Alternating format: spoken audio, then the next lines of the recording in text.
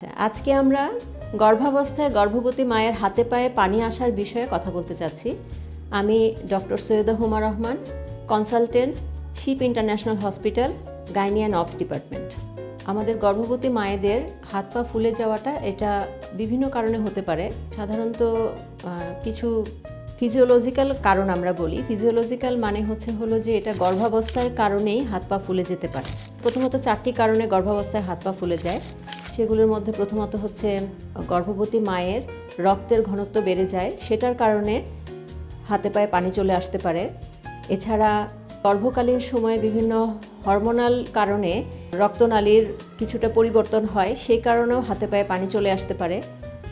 এছাড়া গর্ভবতী অবস্থায় বাচ্চাসহ যে জরায়ু, সেই জরায়ুটার মা যখন শুয়ে থাকে রক্তনালীর উপরে একটা চাপ পড়ে এবং সেই কারণেও হাতে পায়ে পানি চলে আসে। দীর্ঘ সময় দাঁড়িয়ে থাকলে বা দীর্ঘ সময় পা ঝুলিয়ে বসে থাকলেও হাতে পায়ে পানি আসতে পারে।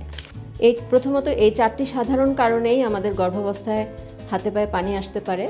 তো সাধারণত এগুলি বিষয়ে ভয় পাওয়ার কোনো কারণ নেই।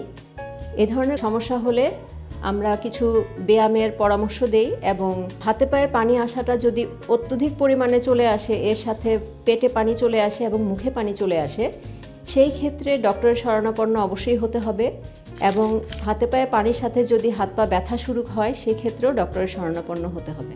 স্বাভাবিক অবস্থায় আমরা কিছু উপদেশ দিয়ে থাকি, যেমন গর্ভাবস্থায় দীর্ঘক্ষণ দাঁড়িয়ে থাকা যাবে না অথবা পা ঝুলিয়ে বসা যাবে না এবং শোয়া অবস্থায় অবশ্যই কাত হয়ে শুতে হবে, সেটা বাম দিকে হোক অথবা ডান দিকে হোক।